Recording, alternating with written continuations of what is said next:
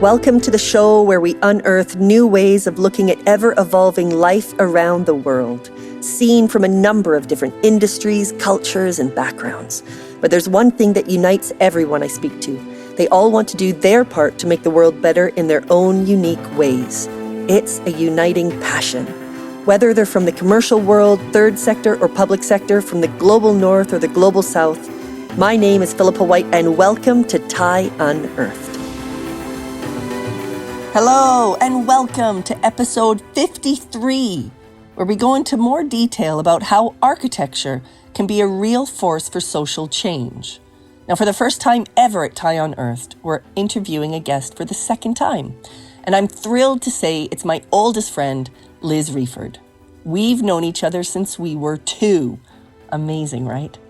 Now, for those of you that listened to our first interview, you'll remember that Liz is the co-founder and principal landscape architect of Public City, the Canadian architecture firm to have just won the Governor-General Medal in Architecture, and the firm to have created the winning design proposal, Thunderhead, for the LGBT National Monument in Ottawa, responding to the LGBT Purge. And today we're also joined by her partner, Peter Sampson, the co-founder and principal architect of Public City. I asked them both to join me for this conversation to help us understand one of the longest and most harmful campaigns of discrimination conducted by the Canadian federal government against the LGBT community. It's something few people know about today.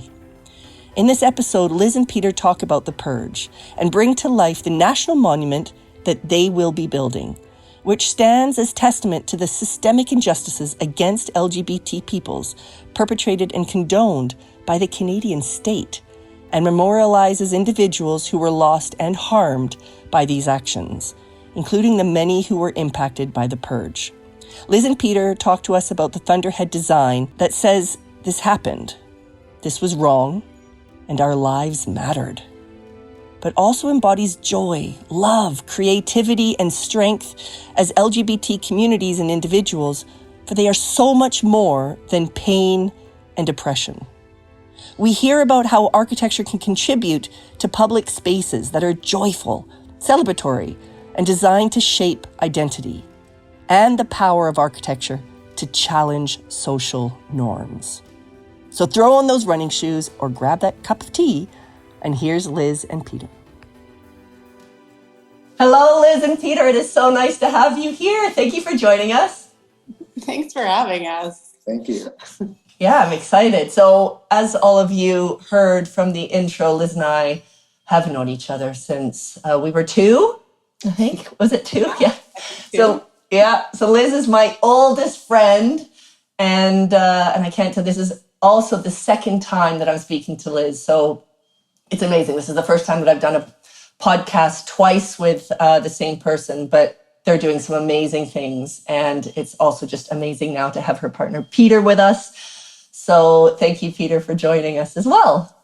I'm happy to be here. This is great. So let's get into this, because there's a lot that I want to cover off on this conversation. But before we get into all of the incredible work that you're both doing, perhaps you can just tell our listeners a little bit about you, your background, how you know one another. I'm a landscape architect, and I'm the principal landscape architect of Public City, which is the architecture and landscape architecture firm that Peter and I own. And Peter is the principal architect of Public City. And we run a studio of about 10 to 12 people that is based in Winnipeg, in Canada.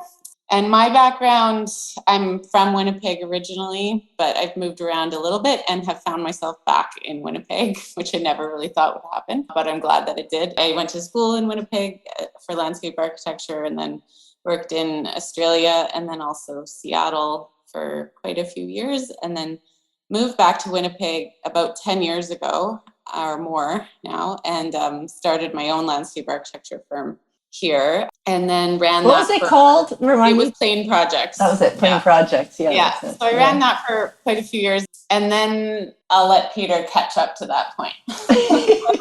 On the way to 2016, I moved to Winnipeg in 2005. I grew up in Montreal and Toronto. So I was born in Toronto, grew up in Montreal. Went back to Toronto for architecture school eventually after having done a literature degree at McGill.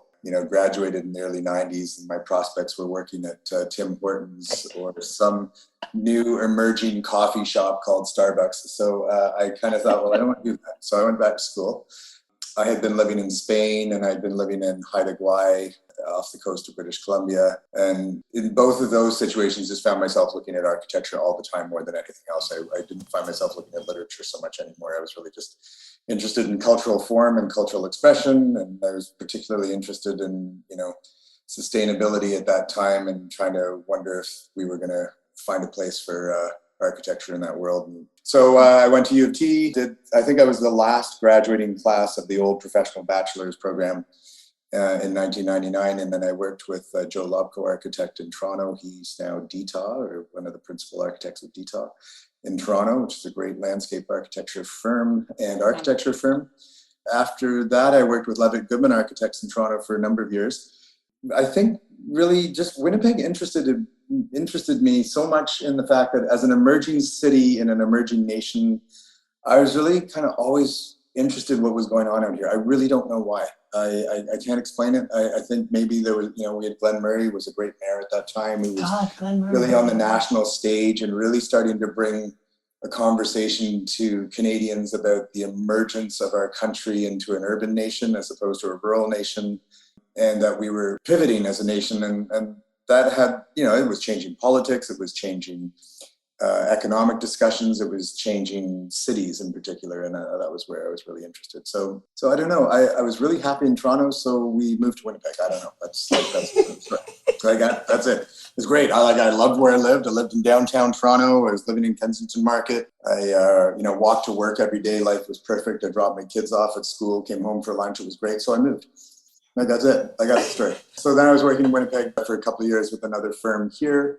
And after 2 years there, I really kind of felt like what I was interested in, I wanted to just do it differently. So there was an opportunity there. I was teaching at the University of Manitoba. That really gave me the opportunity to start my own practice. So like Liz, I started the practice around 2009. I was doing architecture kind of exclusively, but I'd always been more interested in what landscape architecture's role was for architecture in a more sustainable, healthy public realm. I really was always frustrated with the fact that they were divided disciplines. These are sibling disciplines. They always should be practicing, not as one discipline so much, but as a family. They should have like a code. They should have like a perspective. And it always frustrated me that architecture and landscape architecture were always, like surrogates as opposed to siblings.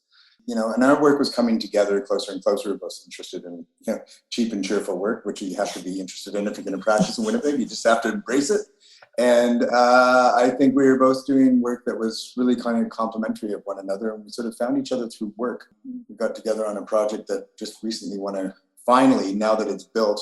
7 years later. 7 years later, finally, just won a Governor General's medal. So congratulations, that's a big deal. Thanks. It's a really big deal. Yeah. It's sort of the first project that we really worked on together all the way through. Yeah, so I just announced to Liz on the weekend that's all I'm in this architecture game for, so I can retire. He can retire. I hung it up and finished. I got fine. No, we're teasing. Why I brought that up was I think for us, this win for us has been a real affirmation of the coming together of not just our practices, but our discipline and our kind of belief in a mode of practice and a way of enmeshing all of these things together. I think it has really kind of built a sort of level of confidence around us.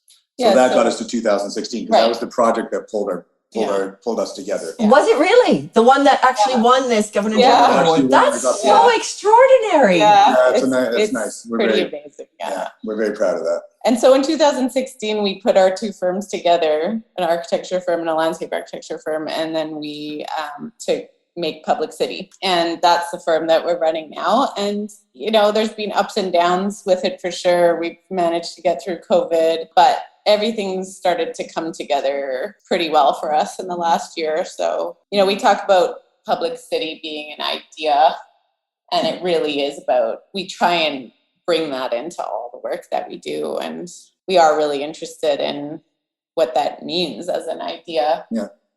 And we're still kind of exploring it. We are. I mean, it's an idea about practicing in an emerging urban context in an emerging country. I mean, it's really trying to find more space.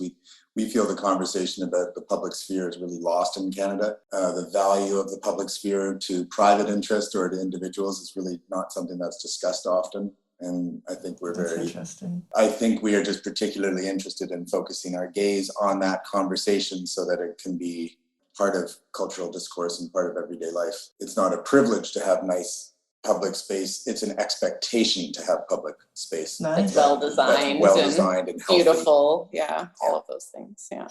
How is it working together? Because it's intense. Like, you do a lot of work together, but you also live together. You're a couple. So I'm just curious. I mean, how do you manage that? More is more, man. That's the answer to that question. Yeah, I mean, most of the time it's great. Almost all of the time. And I mean, you were just saying we're each other's sort of best critics. Is that what you were just saying? Yeah, so I think, I mean, obviously doing what we do takes a lot of energy and also takes a lot of dedication to it. And some days it's hard to get up and keep working. And I think having each other to sort of make, to kind of, I don't know, inspire each other every single day to keep doing what we're doing. I don't think we would be here without that. I don't know what it is about the architectural profession. I have had to accept that it's really difficult for other people to live around us. It's a very all-consuming profession. It comes with a lot of collateral damage if you're not careful. I think we know that in each other, and I think we've managed to listen better. I think we listen well to each other through practice, but we listen well to each other in our private life as well. And I think it is an all-consuming profession. I don't know why that is. It's not a validation more than an acceptance. It's just, sorry, everybody, it is a really all-consuming profession. And so how wonderful you found each other, because I think you complement each other beautifully, not only with your professions and how you've brought landscape architecture and architecture together, which is a huge part of what we're talking about today, but also the fact that you complement each other in your personal lives as well. I find it super inspirational, actually. Well, that's nice to hear. I don't think we saw it coming this way at all. I think we're interested in starting things. We're entrepreneurial as architects. It's just in the nature of the way the professions work. Everything's like, you're just constantly in creative mode all the time. You have to be. And I think practices can get stale very quickly. You can end up doing a lot of service work. And that's not a disservice to those firms that have found success in practicing that way, but I couldn't find success practicing as a service firm. It wasn't fulfilling and it wasn't financially rewarding. And I think we found kind of stability in this idea about building a new idea of practice. And I think it really helped Plain Projects feed into what Public City became, and it really helped my old studio become what we are today. And we are the best version of ourselves as a practice, for sure. Amazing. And you know what you're talking about, because TIE is all about challenging the system. It's all about seeing something that can either be different or better and then making that happen, turning it from can to do. Okay, we talk a lot about what if, wouldn't it be great? But no, it's actually about doing it and making society better along the way. And that's what's so inspirational about what you're doing, because it's more than, I don't want to say just architecture, but it is more than just creating spaces. This is about challenging how society behaves or works within that area. And I think that's what we're trying to bring to life with this conversation, because I find it's a bigger vision. I mean, you're both visionaries, and you've always, I know Liz always has been, and Peter, I know you through Liz, and and both of you coming together are these incredible visions. It's amazing. And I just think from the point of view of Public City and the work that you do, and you've been talking around that in the lead up to this, but perhaps you can kind of articulate that. How did Public City come about, and what is that articulation of your vision? For us, when we say Public City is an idea, it's also a mission statement. And okay, love that. It's a way of setting priorities for design decision-making, which often boils down to one fundamental question for us: for whom do we practice? I think that's what we do with every project. We don't care if it's a private project. Doesn't mean we're not interested in it because it's private. It means we are single-minded in establishing a value for the public realm around every private project that we might do. And it doesn't mean we're disinterested in the program of the private realm. It doesn't mean we're not interested in their budgets. It means those things are automatically part of a project. What we're bringing to it is a fundamental commitment to the value to the public realm of everything that we do. So it does allow us to say no to certain kinds of work. If we can't see the reward to the public realm of a project, we're not going to be the best fit for that client. We're going to allow that client to seek other opportunities rather than bang their head against the wall with us, because we are going to be consistent in our commitment to what their project brings to the public realm. There's one other aspect of practicing with the public in mind first. It's the acceptance of acknowledging that a client brings you an opportunity to start a new project, but that project has to live beyond that client. Yes. It will live in a realm that they don't own anymore. Skyline lives inside the public realm. So, a developer owns the opportunity to create another addition to the skyline, but we, the public, inherit what that means to who we are. Does it represent us? Is it ugly? Is it beautiful? Does it contribute? Does it decimate the neighborhood to the north of it in our context where the sun comes from the south? Those are all the kinds of questions that I think you bring into creating sustainable, livable environments, not sustainable just economically or ecologically, but economically and health-wise, human-wise. These are places that we are building for the future generations of ourselves to live. So is this the world we want them to inherit? And I think that's a fundamental part of being in professional practice. Our fundamental commitment right out of the gates of school is to the public realm. That is what we do. Public City was the result of two practices in architecture and a landscape architecture practice coming together to create one hybrid entity that could actually start to redefine a new form of practice. Nice. That does exist in a few firms across Canada, but not very many. And we just really see the value of bringing architecture and landscape architecture together to create, inclusive, accessible, beautiful, joyful, interesting spaces in the cities that we practice in. We work across Ontario, Manitoba, Alberta for the most part. And we've also done work in Africa. I remember really Ghana, if I'm not mistaken. In Ghana, yeah. Let's talk about something that happened in history in Canada that very few people know about, where you actually were really involved in finding something to recognize this. And it's called the LGBT Purge. I'm Canadian, as most of you know. I grew up in Canada. I was born in South Africa and come from British parents, but I grew up in Canada. My education was in Canada. I studied history in Canada. This did not come up in any history classes. And I'd love, Liz and Peter, if you could just bring to life, what is the LGBT Purge? And then we can talk about your relation to that with some work that you've just started. Sure. Well, one of the reasons that I don't think we learned anything about it in history in school is that it was still happening when we were in school, which is hard to almost wrap your head around. But from the 1950s to the sort of mid-1990s, LGBT members of the Canadian Armed Forces, so the military and the Navy, etc., and the RCMP, so the federal police, and the federal public service, so public servants, were systematically discriminated against and harassed and fired as a result of actual government policy. So people were abused and interrogated and followed and endured lasting trauma, where the government was actually trying to seek out LGBTQ2+ people that worked for them and remove them from their jobs. And that became known as the LGBT Purge. The number that is used is 9,000 people's lives were affected by this. But actually, I think we've been told the number is closer to 30,000 people. And the purge lasted for about 40 years. And probably close to 30,000 people lost their careers.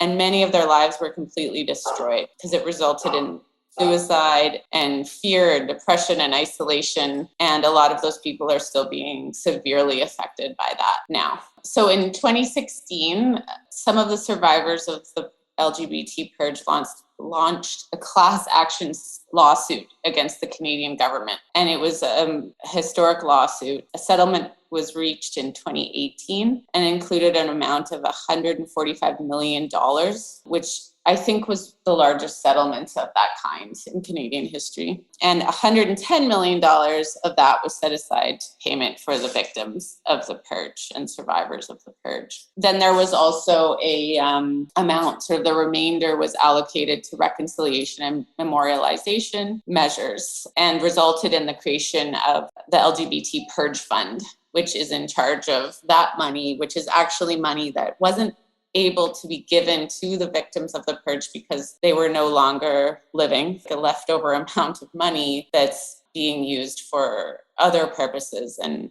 has to be used within a few years. So the purge was a really significant and horrible time in history. If anybody's interested, there's a really thorough film about it. It's called The Fruit Machine. The Fruit Machine was an actual machine that the government developed to try and identify LGBT people by the dilation of their eyes. Oh my God, really? It was torture, basically. And the Canadian government engaged in it as a part of government policy. The film called The Fruit Machine is available online, and it's really worth watching. It gives a really complete history of the purge. And a lot of people that were in that film and part of the purge survivors we're working with now, which we'll talk about in a sec. And then I guess one other really important thing to note and really important part of Canadian history is that in 2017, just before the settlement was reached, Justin Trudeau, who's Canada's Prime Minister, still is, issued an apology to LGBTQ2+ people in Canada who were victims of persecution and prosecution at the hands of the Canadian government. And is talked about as people who were criminalized just for being themselves. And the apology is really beautiful. It's also available online on the Canadian government website. It was delivered in front of purge survivors. So you can see pictures online of Justin Trudeau giving this apology. But what we've learned is that a lot of the survivors were sitting across from him as he did that. And he also brought his children to the apology, and they listened to it too. And I think that's such an important thing to note. It hasn't been like that in Canada for the last couple of years, but, was a really meaningful moment in Canadian history. That apology meant a lot to the survivors of the purge. Yeah. And helped them to start healing. And I think a key thing about that is that we acknowledge that it's our history, but it's not our future. And how do we move on from this now? The apology and the fact that we're putting together a monument like this in 2022 is really promising for Canadian culture. So actually, Peter, to that point, because let's talk about the National Monument, because we haven't actually, and I think this is what's fascinating about how you now, your firm, Public City, and the two of you are now involved in this future. And so can you talk about the National Monument, Thunderhead? And, there was a competition. How did it come about? How was your involvement? Peter, maybe you can talk about that. While practicing, you look for opportunities to invest your practice in competitions if they feel like they can help you advance the practice or advance your kind of thinking on a particular issue in our case, in Canadian culture. So there was a competition issue through the Purge Fund together with the National Capital Commission and Canadian Heritage to build a monument in Ottawa to the Purge. And the idea was that the money that couldn't be spent on survivors is to be spent on building this monument. So there was an international competition that was posted in 2021 early. We submitted an expression of interest. We immediately thought of my two favorite artists anyway, here in Winnipeg, Shauna Dempsey and Laurie Milan. We said we just can't do a competition like this without them. The monument had to have that element of surprise celebration and narrative and storytelling that Laurie and Shauna bring to their work. That is always ironic and somewhat comical, but always piercing and moving and changes your gaze almost immediately after you've sat through. I've known them for years. But there's always just been this sort of natural respect for what each other's doing. But we weren't really great friends, and we just called them up and said, would you join our team? We want to go in for the monument. We think we have to sit down and think about what the story really is, but we can't really think about that story without you guys coming to the table.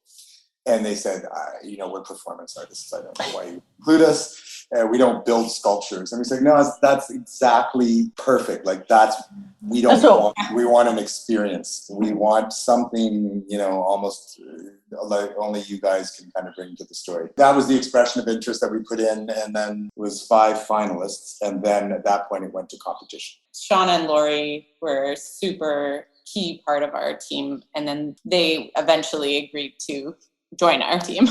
But they also brought along a two-spirit advocate, Albert McLeod, who was also a really key member of the outcome of our design process. So we did enter the competition with Public City, Shauna Dempsey and Laurie McLeod, who are performance artists based in Winnipeg, and Two-Spirit advisor Albert McLeod, who's also based in Winnipeg. So it was a completely how amazing team. How cool. It was really cool. And we were really proud of that. The monument is not in Winnipeg. So for our listeners who know nothing about this, it's in Ottawa, isn't it? Ottawa, yes. yeah. Ottawa. So Ottawa is the capital of Canada. So we were shortlisted. I think there was 30 or 40 teams that provided an expression of interest from all over the world. And we were shortlisted as one of 5 teams. And we were the only all-Canadian team that was shortlisted. Go Winnipeg! Winnipeg, which is so good. The center of Canada. We were up against some very major players, Mass, SOM, MVRDV, and PWP out of California. People that had worked on the 9/11 memorial, huge projects all over the world that all had really amazing, great teams. And so it was mentor firms to our own, really, like any work by these projects is a winner. So I think it was a really impressive shortlist. It just allowed us to say, okay, we're the ankle biters here. Let's just be us. I think that's all you can do in that situation. You can't pretend to be more than you are when you're up against machines that are just so incredible in their ability to deliver and do just incredible design work all across the world. All you can do is be yourself. Perhaps you can bring to life the submission. I'm aware that it's obviously very visual and we're on a podcast and no one can be seeing anything. If you can in some way bring to life what it is, how is it different from other structures or monuments, or what is it? There you go. I guess that's the lead in. We wanted to make a monument that wasn't a monument. It's a very tall cylinder with a void in the middle. And the process of getting there was interesting. It's a really hard program. So the ask was, how do you memorialize a time in Canadian history, the LGBT Purge? But also, how do we create a monument that's significant to everybody in Canada, specifically the LGBTQ2 plus community? How can it be a place for people to gather and come together and celebrate too? It had to be something that had a lot of gravity, but also had a lot of joy in it. Yeah. And that took us a long time to figure out. That was hard. And we knew what we wanted it to do. One of the first things that we came with the idea was about it being a stage, which Shauna and Laurie came to us with. And that was like a fundamentally important part of the monument, is how can this be a stage? So that was sort of the thing that we started with. And then trying to figure out what the thing was that could make it a monument was a long process. But we actually asked Albert McLeod to give us some teachings about the Two-Spirit community and how he lived and how connected the Two-Spirit community is to the land. The idea of Two-Spirit and then the land are interconnected in all of the ways. And so I think we started thinking about that. What was it about our land and the place that we're from that could bring something to this? And Laurie came to us with these sketches of thunderclouds and talked about sort of this idea of a thundercloud being really destructive, but also could bring hope and new life, but a force of energy in a good way and a bad way. Yeah. A catalyst for change. Yeah, exactly. So I think as soon as she brought us those sketches, we all of our whole group was like, that's the thing. That's the thing we're looking for. That's what it has to be. Going that way. But then our design team at Public City had to figure out how to make a monument for a thing that doesn't really exist, or like a thing that's always changing. How do you make a monument of a cloud? Like, that's a hard thing to do. So we tested out a whole bunch of different things. Should it be moving? What could it be? And in the end, we decided it should actually be a void. So the monument's a void, and it's like a thunder cloud has been imprinted on the inside of a 30-foot tall cylinder. How amazing. So that's one of the ways that Shauna and Laurie talk about it too, which is resonates. It's as if you tried to contain a thundercloud inside an iconic form. Oh, yeah. Something almost like a platonic cylinder of some sort. Yeah. You know, that's not a platonic form, but a pure form. And it was broken open by the thundercloud. It was uncontainable. Beautiful. It's like the LGBT community. So, It's something you can't contain. It's bursting out. Yeah. Yeah. I've got goosebumps. And then also like this element of joy and celebration had to be part of it too. So the void of the thunderhead creates sort of a space over the stage, which is in the center of the monument site, which is actually quite a large park area in Ottawa. But then the thunder cloud is like an imprint of disco balls too. So the whole interior of the column, which is the void of the thunderhead, is made of like mirrored thousands mosaic tile, broken pieces of glass, like disco balls were imprinted into the as a concept. So now the project is about, you know, how do we actually build it is the next we're just in the middle of that. It's like, okay, well that's the concept, and we're not going to lose the spirit of the concept through construction, but the challenge now comes to how to actually resolve all of these big ideas and still not lose any of the spirit of the project.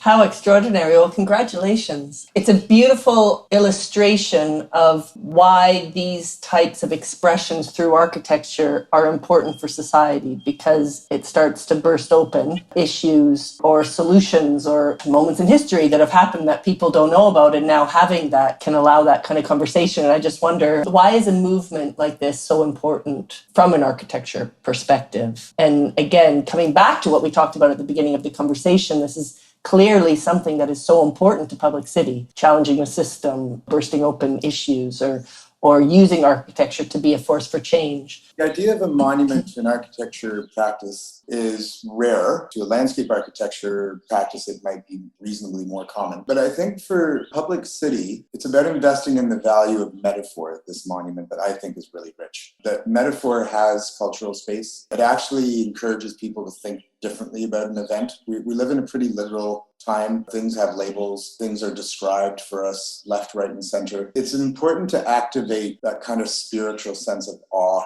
that architecture is really known to do. When things are bigger than life, when you can't wrap your mind around it, when the space of a room or the space of a cultural icon in any society is larger than the human mind can comprehend, it stirs something different in an individual. And I think we sometimes lose that in our current cultural space. We don't discuss the value of moving people, of changing the way they think or changing the way they relate to something. And that change, you know, maybe that change isn't always good, but in our practice, it's about making cultural change towards the better and using metaphor and form and void and color and design as ways to kind of change people's relationships to something.